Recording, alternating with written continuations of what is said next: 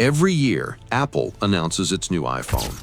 The lines outside Apple stores stretch around the block. The internet explodes. Journalists write thousands of articles. Analysts celebrate.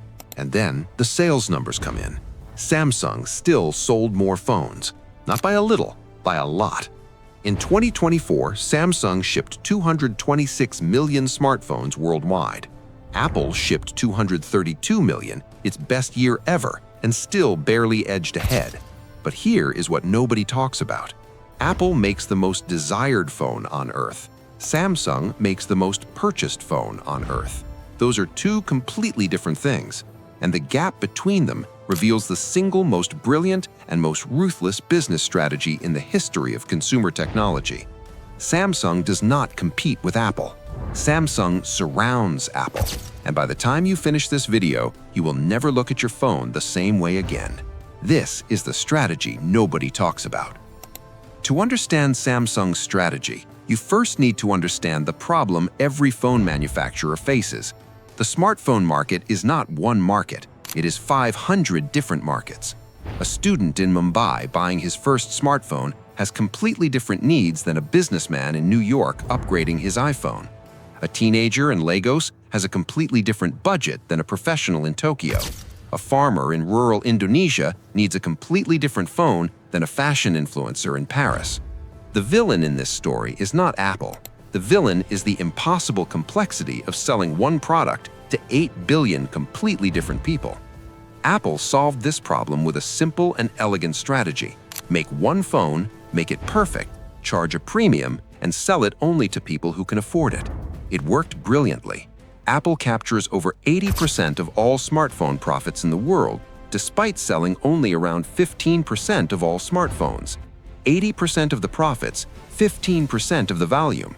That is the power of the premium strategy. But Samsung looked at that same problem and made a completely different decision. What about the other 85%? Samsung's answer to Apple's one-phone strategy was so simple it sounds obvious. Make every phone for every person in every country at every price point. From a $30 entry-level device for a first-time smartphone buyer in rural Africa to a $2,000 foldable phone for a tech executive in Seoul. Samsung covers every single dollar between $30 and $2,000. But here is the part that most people completely miss. This is not just a product strategy. It is a trap. Samsung calls it the Galaxy ecosystem. Here's how it works. A 17-year-old in Indonesia buys his very first smartphone, a Samsung Galaxy A series device for $80. It works well, he likes it. 3 years later, he upgrades to a Samsung Galaxy M series for $150. It is familiar, it feels comfortable. His contacts, his photos, his apps, everything transfers seamlessly. 3 years after that, he gets his first real job. He buys a Samsung Galaxy S series flagship for $800. He has now spent over $1,000 with Samsung across 3 devices, and he has never once considered switching. Because switching means learning something new. Switching means losing familiarity. Switching has a cost that has nothing to do with money. Samsung figured out 20 years ago that the most powerful force in consumer technology is not innovation, it is habit. Here's the number that reveals just how deep this strategy goes. Apple sells smartphones in roughly 3 price tiers. Samsung sells smartphones across 14 distinct product lines simultaneously. 14. Galaxy A, Galaxy M, Galaxy F, Galaxy S, Galaxy Z, Galaxy Tab, and more. Each one engineered for a specific income level, use case, and geography. But here's the crazy fact that almost nobody knows. The chips inside many of Samsung's own phones are made by Samsung. The screens inside many of Samsung's own phones are made by Samsung. The memory inside many of Samsung's own phones is made by Samsung. And here's where it gets truly extraordinary. The chips inside Apple's iPhones were, until recently, largely manufactured by Samsung Foundry. The screens inside Apple's most expensive iPhones are made by Samsung Display. Apple, Samsung's biggest competitor, was paying Samsung billions of dollars every single year to build the components that go inside the phone competing against Samsung. Samsung was collecting a toll from its own enemy. Think about what that means.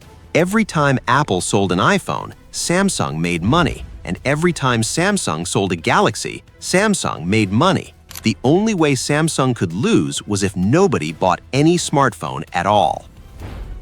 But Samsung's most brilliant strategic move was not in America or Europe or Japan. It was in the markets that Apple completely ignored. In 2010, Apple had almost zero presence in India, Indonesia, Bangladesh, Nigeria, Brazil, and dozens of high-population emerging markets. The reason was simple. Apple's cheapest phone cost more than most people in those countries earned in a month. Samsung saw an ocean of potential customers that Apple had decided were not worth serving. And Samsung moved in, fast, aggressively, and with a product range specifically engineered for those markets. Affordable screens, long battery life, dual SIM card slots, critical in countries where people use two different carriers to get the best signal. Features that Apple never considered because Apple never talked to those customers. By 2015, Samsung was the dominant smartphone brand across South Asia, Southeast Asia, Latin America, and Africa. Billions of people whose first ever smartphone was a Samsung. And as those economies grew, as those customers earned more money, they did not switch to Apple. They upgraded to a better Samsung. The entry-level trap had worked perfectly. Today, Samsung's market share in India, the world's largest smartphone market with 1.4 billion people, is consistently above 20%. Apple's market share in India is in the single digits. Samsung had spent a decade building loyalty in the market that will drive smartphone growth for the next 30 years. While Apple was perfecting one phone for existing customers, Samsung was quietly capturing the next billion customers before Apple even realized they existed. Here is the full picture of what this strategy has built. Samsung Electronics' annual revenue, $224 billion. Samsung's semiconductor division, the largest memory chip manufacturer on Earth, supplying not just Samsung phones, but Apple, Google, Microsoft, and virtually every technology company on the planet. Samsung Display, the dominant supplier of OLED screens globally, generating revenue from every premium smartphone sold regardless of brand.